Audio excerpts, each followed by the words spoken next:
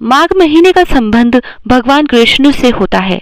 माघ का महीना पहले माद का महीना था, जो बाद में माघ का हो गया। माद शब्द का संबंध श्री कृष्ण के एक स्वरूप माधव से है। इस महीने को अत्यंत पवित्र माना जाता है। इस महीने में बहुत से धार्मिक पर्व भी आते हैं, साथ ही प्रकृति भी अनुकूल होने लगती है, जिससे व्यक्ति शरीर और आत्मा से नवीन हो जाता है।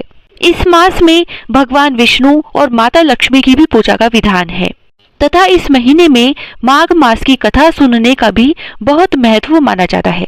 तो आज से आपको हमारे चैनल पर माघ महीने की कथा के अध्याय रोजाना सुबह सुनने को मिलेंगे।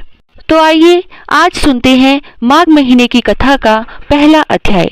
नारायणम नमस्कृत्य नरम चैव नरोत्तमम देवी सरस्वती चैव ततो जय मुदीरयेत्। सारे संसार के कर्ता श्री भगवान विष्णु, देवी सरस्वती तथा श्री गुरु जी के चरण कमलों में नमस्कार करके मैं इस माघ मास महात्म्य की शुरुआत करती हूँ। एक समय श्री सूत जी ने अपने गुरु श्री व्यास जी से कहा कि हे गुरुदेव, कृपा करके आप मुझसे माघ मास का महात्म्य कहिए, क्योंकि मैं आपका शिष्य हूँ।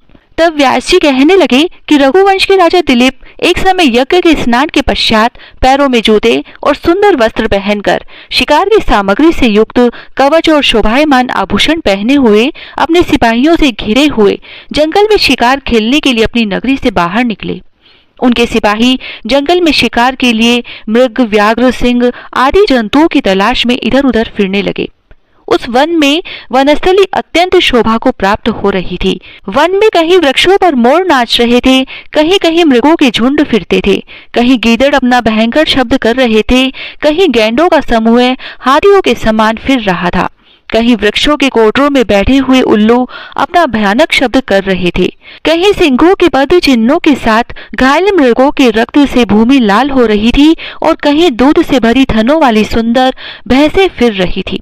कहीं पर गंधित पुष्प, हरी हरी लताएं वन की शोभा को बढ़ा रही थी, कहीं बड़े बड़े पेड़ खड़े थे तो कहीं पर उन पेड़ों पर बड़े बड़े अजगर और उनकी कैंचुलियां भी पड़ी हुई थी।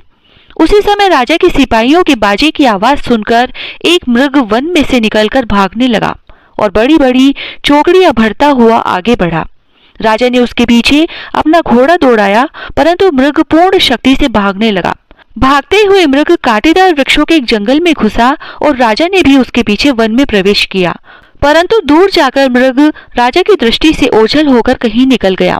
राजा निर्जन वन में अपने सैनिकों सहित प्यास के मारे अति दुखित हो गया। दोपहर के समय तक अधिक मार्ग पर चलते हुए सैनिक थक गए और घोड़े रुक गए। कुछ थोड़ी देर बाद राजा ने एक बड़ा भारी सुंदर सरोवर देखा, जिसके किनारे पर घने वृक्ष थे। इसका जल सज्जनों के हृदय के समान पवित्र था। सरोवर का जल लहरों से बड़ा सुंदर लगता था। जल में अनेक प्रकार के जल जंतु, मछलियां आदि स्वच्छंदता से इधर उधर फिर रही थी। दुष्टों के समान निर्दयी चित्त वाले मगरमच्छ भी थे। किसी किसी जगह लोभी के घर के समान सिमाल भी पड़ी हुई थी।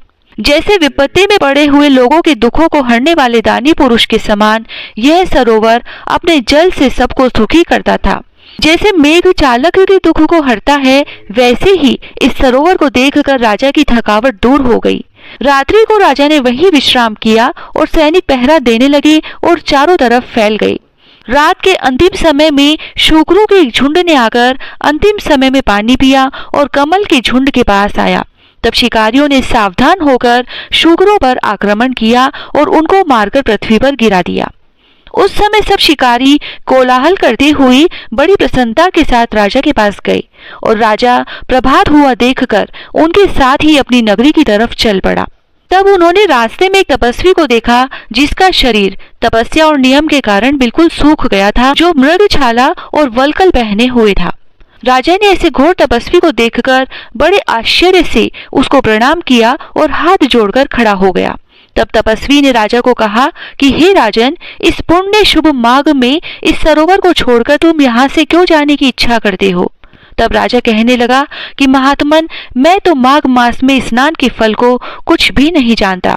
कृपा करके आप विस्तार पूर्वक मुझको बतलाइए। इति श्री पद्म पुराणांतर्गत प्रथम अध्याय समाप्त। जय श्री राधे।